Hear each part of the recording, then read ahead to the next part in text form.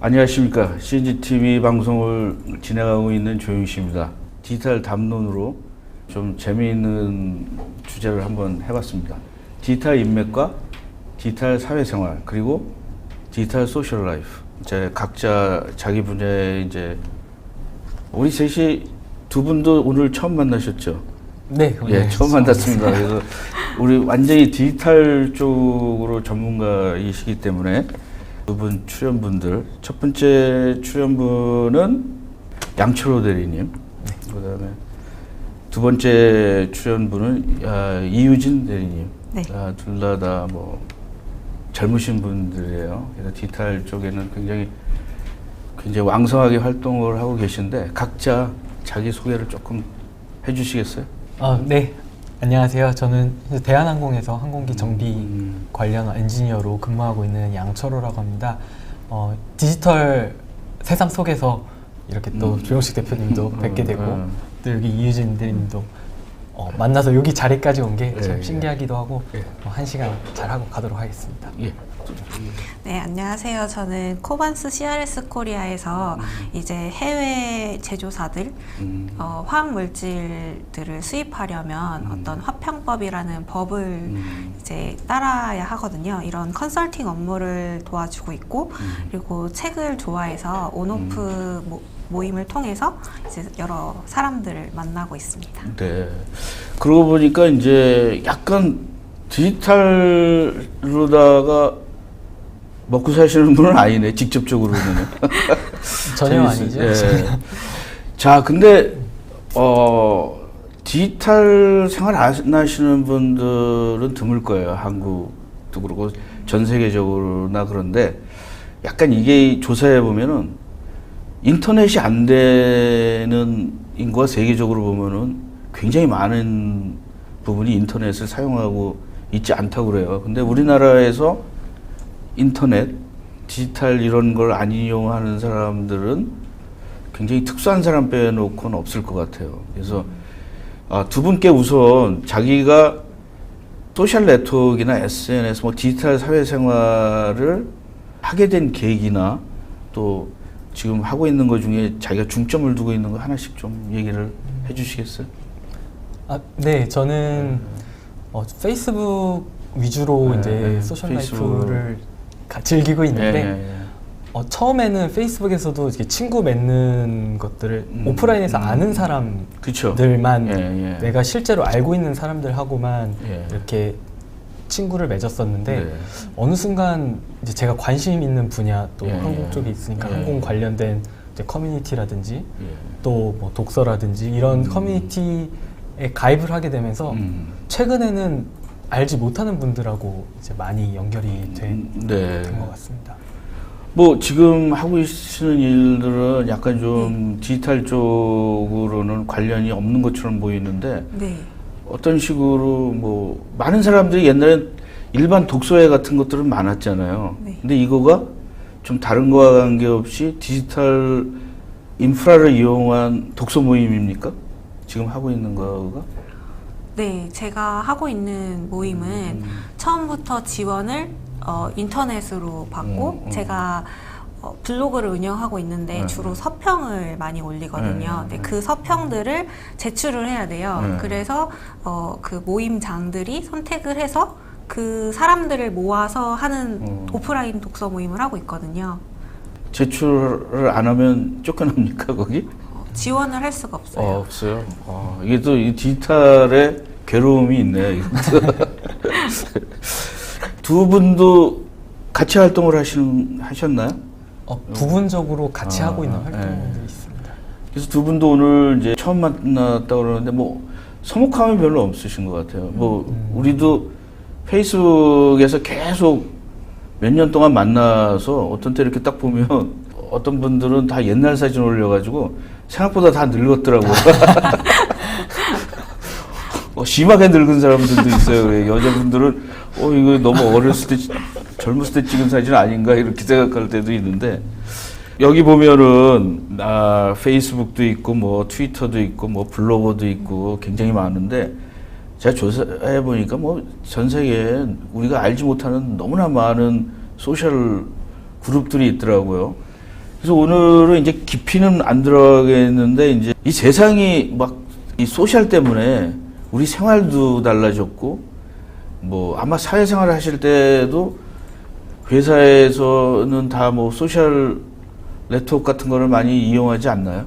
뭐 카톡서부터 뭐 이메일 뭐 이런 것도 다 소셜 디지털이거든요. 옛날에는 뭐 두 분들은 젊으니까 뭐 이런 거는 안 해봤지만 옛날에는 뭐 종이에다 써가지고 가서 도장 받고 이런 세대, 옛날엔 그런 세대인데 지금은 좀 그런 게 많이 없어졌을 것 같은데 어떻습니까? 그래서 저 업무하면서도 아무래도 이메일 위주로 네, 하게 되는 이메일 업무가 위주. 많고, 그 다음에 뭐 문서 기한이라든지 이런 것들도 다 이제 회사 시스템 내에서 이루어지게 되는데, 오히려 이제 카톡을 이용한 뭐 업무라든지 업무 지시라든지 이런 것들은 이제 좀 이루어지지는 않고 있습니다. 이게 의식적으로 이제 그런 것들을 피하고 있는 것 같기도 하고요. IT 회사들이 많은 데는 거의 다 그 소셜 네트워크로 그런 걸 많이 쓰는 것 같아요. 에버노트도 뭐 쓰고 어떤 거는 이제 서브스크립션을 회사에서 돈을 내주고 쓰게 하고,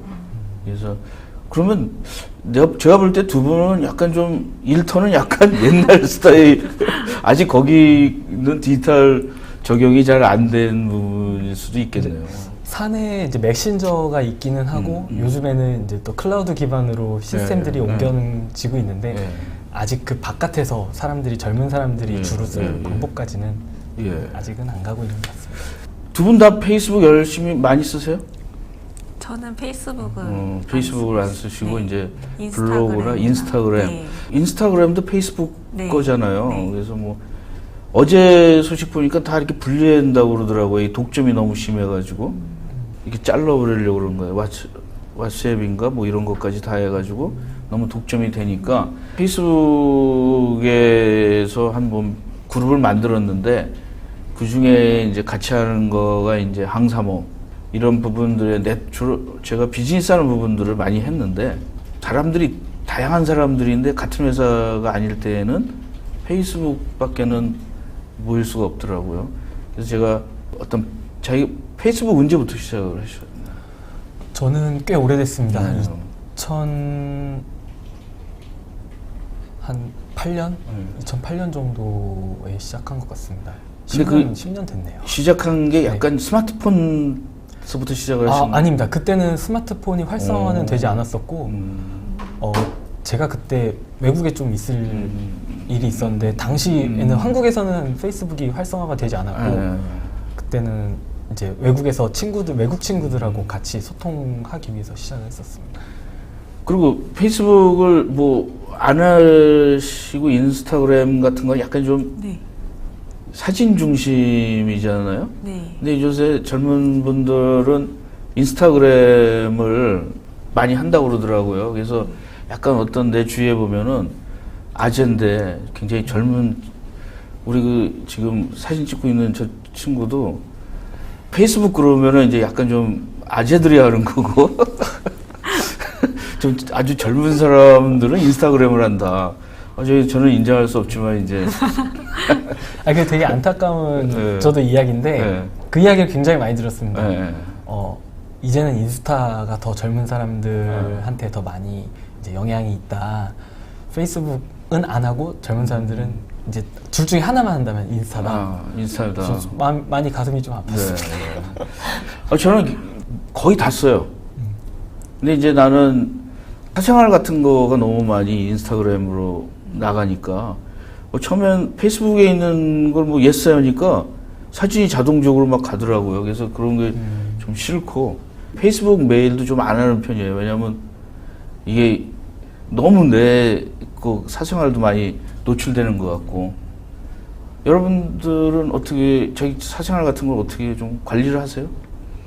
저는 사실 인스타그램이 비공개 계정이어서 거의 대부분 제 아는 지인들 위주로만 공유를 하고, 그래서 사생활도 그렇게 걱정을 하지 않는 편인 것 같아요.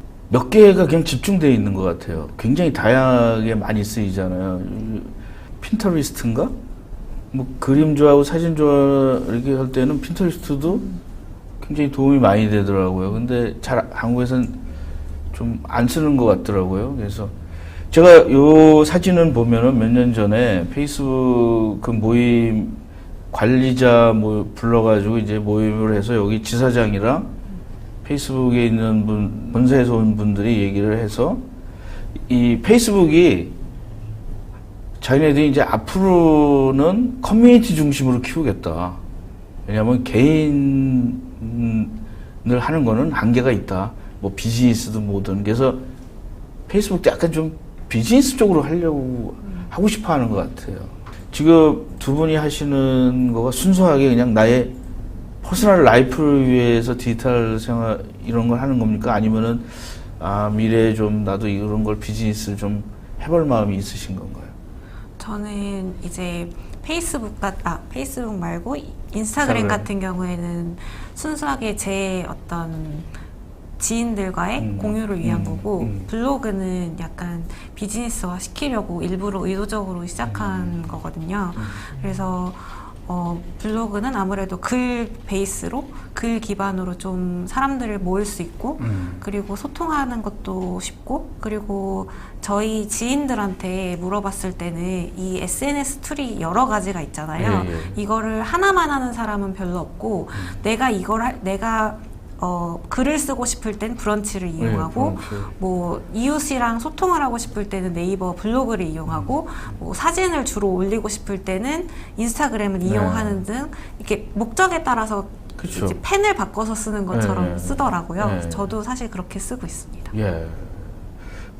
어떻게 생각하세요? 페이스북 중심이 이제 남자들은 페이스북 중심으로 많이 하는 것 같아요. 이게 뭐 댓글 달고 뭐 좀 취향이 좀 서로 다르기 때문에. 근데 여기서 보시면 알겠지만 페이스북은 원래 회사가 되기 위해서 만들어진 것이 아닙니다. 그러니까 이 디지털이라는 거가 처음에 우리가 어떤 특정한 목적을 가진 게 아니라 우리 인간이 갖고 있는 어떤 잠재적 욕망 때문에 시작한 게 아닐까요? 서로 연결을 해보고 싶고.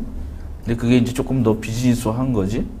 그래서 저는 아까 말씀 처음에 시작하게 된 계기가 결국 아는 사람들하고의 이제 오프라인에서 만나서 관계가 생겼지만, 그거를 좀 더 확장시켜서 온라인에서 우리가 오프라인에서 한 거를 같이 사진 찍은 거를 올리고 서로 이제 공감대를 형성하는 그런 방식으로만 오랫동안 사용을 했었고요.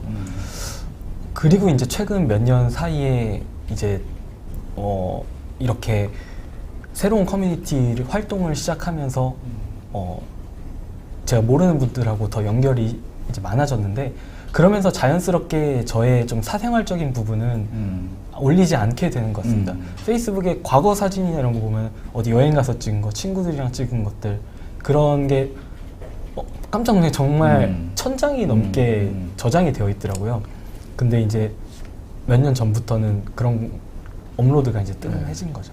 그리고 또 이런 거 있잖아요. 본인이 이제 블로그나 뭘 할 때나 인스타그램을 할 때도 자기가 어떤 취향을 하면 그게 보이지 않게 그 데이터가 구글이나 이런 데나 페이스북에 들어간다라는 거죠. 그래서 선전이나 이런 것도 그거에 맞게, 요새는 이제 AI가 발전돼 가지고, 근데 어떨 때는 내가 뭐 하나 찾아봤는데 그거에 대한 선전이 계속 하는데 기분이 안 좋더라고요.